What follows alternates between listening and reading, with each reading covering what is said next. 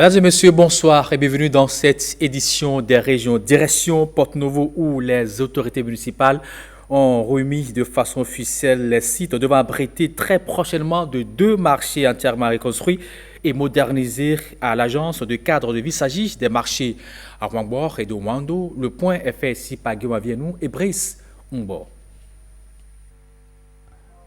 Jour de marché à Ouangbor, un marché secondaire de la municipalité de Porte-Novo. C'est ce lundi que la municipalité remet officiellement au ministère du cadre de vie les sites devant abriter dans les 15 prochains mois les marchés modernisés de Ouangbor et de Wando pour le grand bonheur des usagers des 10 marchés. Des marchés de Porte-Novo inscrits dans le lot 2 du projet de construction et de modernisation de 35 marchés locaux décidés récemment en Conseil des ministres. La première phase qui concernait 9 marchés à Cotonou a été lancée et le ministre du cadre de vie pour le développement durable a lancé le projet le 12 décembre dernier. 2 anciens marchés très fréquentés de Porte-Novo sont concernés par le projet, à Ouangbor et Wando. 2 infrastructures marchandes qui vont subir une métamorphose sans précédent à la faveur de ce projet initié par le gouvernement du Bénin révélé 3 ans plus tôt. Aujourd'hui, dans nos marchés, nous avons des hangars, nous avons des marchés qui ne sont pas suffisamment assainis. Nous avons des marchés où nous avons déficit de nombre de places. Nous avons aussi des marchés où, quand il pleut, quand le soleil est là, la pluie et le soleil tapent.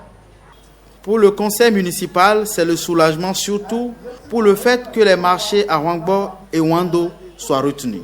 Le marché central de Porte-Novo était l'un des plus grands marchés de la sous-région. On venait depuis le Sénégal à se ravitailler ici à Porte-Novo. Mais depuis l'indépendance, Porte-Novo a été abandonné, le marché a été abandonné et tout se meurt.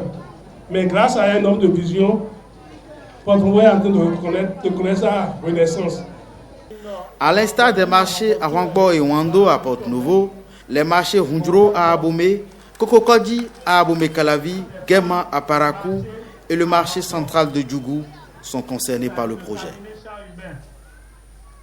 Les membres des coopératives d'aménagement rural seront en une assemblée générale dès demain jeudi, en prélude à cette rencontre de tous les espoirs pour la relance de la filière palmier à huile. Le préfet de l'Atlantique a eu une séance de travail avec les acteurs. Voici le point avec Jean-Claude James et puis Bruno Routeco. Une assemblée générale extraordinaire et une ordinaire. 2 rencontres qui se déroulent respectivement les 16 et 17 janvier. Des rendez-vous importants pour ces acteurs de la filière palmier à huile, longtemps secoués par une crise. Il ne saurait en être autrement, sachant que ces jours portent assurément la marque d'une autre étape, pour le moins décisive, dans la résorption de cette longue crise qui, depuis bien des lustres, s'est emparée de nos coopératives d'aménagement rural et de leur union régionale, avec son lot de confusion, de gabegies et d'événements dramatiques. À quelques heures de ces AG, le préfet a jugé utile cette séance d'échange qui a réuni toutes les parties prenantes, coopérateurs, maires des communes de Ouida et de Zé et les acteurs de la justice pour des mises au point. La plus lourde part en revient aux acteurs directs de la filière. J'en appelle donc à votre sens de l'ordre, de la discipline. Bref, à la sagesse des uns et des autres afin que tout se déroule comme il se doit, dans le sens de la préservation de l'intérêt général. De toute façon, pour notre part, toutes les dispositions qui s'imposent sont déjà prises à cet effet. Pour parvenir à ces assemblées générales, il a fallu l'implication personnelle du chef de l'État dans la résolution d'une crise vieille de plusieurs années. Aussi, est-ce plein d'allégresse que je voudrais, au nom des populations en général, des acteurs de la filière en particulier, naturellement en mon nom propre, réitérer humblement, vivement et singulièrement notre profonde gratitude au chef de l'État pour sa contribution sine qua non, en l'occurrence sans toutefois oublier l'ensemble du gouvernement de la rupture et du nouveau départ, mais en particulier les ministres ayant respectivement en charge l'agriculture, la justice, la sécurité et la décentralisation, pour leur déterminante prise de part en la matière. Et je voudrais remercier les présidents Akpaonka, les présidents Wessou et les présidents Finkon pour leur implication, leur investissement pour que nous en soyons là aujourd'hui. Les participants à cette séance se sont séparés après un engagement ferme, celui de jouer leur partition afin que les objectifs des assemblées soient atteints. Un nouveau bureau de 7 membres présidé par Timothée Adalin, c'est l'acte final de l'Assemblée générale de l'ASNAP, entendez, l'Association nationale des anciens parlementaires du Bénin. L'organisation était en Assemblée générale ce dimanche à Porto-Novo. On retrouve Guillaume Avieno. L'ASNAP, l'Association nationale des anciens parlementaires du Bénin en Assemblée générale au siège de l'Assemblée nationale à Porto-Novo.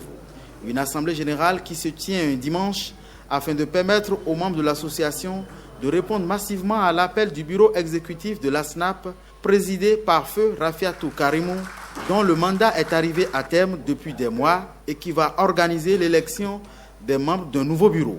Une occasion pour le bureau sortant de rendre compte de sa gestion, une gestion caractérisée par de nombreuses démarches en direction du Parlement en vue de l'élaboration et de l'adoption d'une loi portant statut des anciens parlementaires du Bénin.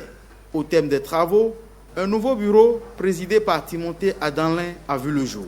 Il a un vice-président en la personne de l'ex-général de l'armée de l'air, Seydou Mamassika, un secrétaire général, Touré Ami, son adjointe étant Béatrice Lacoussan.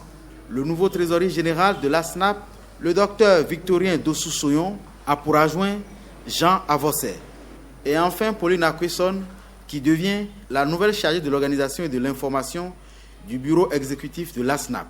Au total, un bureau de 7 membres pour poursuivre le combat pour un statut pour l'ancien parlementaire au Bénin, enclenché par le bureau précédent de l'organisation. Parlons à présent culture. La transe dans la pratique vaudou occupe une place primordiale. L'adepte qui danse en imitant des animaux ou qui tue une bête à l'aide des dents, des manifestations, est-ce de la possession ou de la communication? Élément de réponse avec Ghislain Poguet, Michel Egbe et Edmond Humbo. L'une des manifestations les plus visibles des religions et leurs pratiques est la transe. Les chercheurs, spécialistes et pratiquants désignent le phénomène comme un état de conscience modifié dans lequel entre l'adepte ou le médium pour pouvoir communiquer avec l'invisible. Depuis la nuit des temps, la transe a été utilisée par les astrologues, par les alchimistes, les grands spirituels. C'est de la science parce que c'est objectif, c'est contrôlé. N'importe qui n'entre pas en transe. Et donc la transe est utilisée pour aller chercher des informations dans l'invisible. Donc ça veut dire que le mot invisible est un faux mot. Parce que invisible, il y a 2 mots, anglais et français. Visible et in. Ça veut dire ce qu'on peut voir à l'intérieur. L'intérieur, dans la plupart des obédiences, c'est l'âme, c'est l'esprit, l'œil spirituel, l'écran mental. C'est donc une technique pour rechercher dans l'invisible la cause des problèmes existentiels. La transe est une technique de recherche de l'information. C'est une technique d'utilisation de la santé pour entrer en contact avec les noumens saints.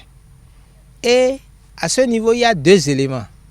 Premièrement, tout ce qu'on dit être invisible devient visible à partir des gestes et du comportement de celui qui entre en transe. Deuxièmement, à partir de ces informations, on peut maintenant découvrir ce qui perturbe, ce qui fait les crises, ce qui perturbe l'atmosphère et troisièmement maintenant trouver des solutions. Dans le vaudou, c'est quelque peu différent. Ici, la transe ne dépend pas de la volonté de l'adepte ou du pratiquant. Quand vous prenez une initiée de Sakwata, qui est consacrée à la divinité Sakwata, c'est que momentanément, à des moments donnés, lors des grandes cérémonies, lors des grandes rencontres, Sakwata prend momentanément possession de son corps, donc possède l'individu. Donc pour celle initiée là, ce n'est plus l'individu qui est là, mais c'est plutôt la divinité qui est là. C'est pour ça que quand ils sont possédés, on les appelle des vaudous, alors que c'est des êtres humains, justement. Donc en ce moment-là, ils incarnent la vie et la vitalité de Sakwata. C'est l'esprit qui décide de se manifester à travers l'initié qui véhicule la manifestation pranique de la divinité. Quand une initiée est possédée par Sakwata, par exemple, et pour danser, il danse en faisant un cercle pour exprimer la rotondité de la terre. Et si c'est l'entité dans, par exemple, que le possédé, donc l'entité commence par danser, ça exprime la manière que le reptile utilise pour ramper.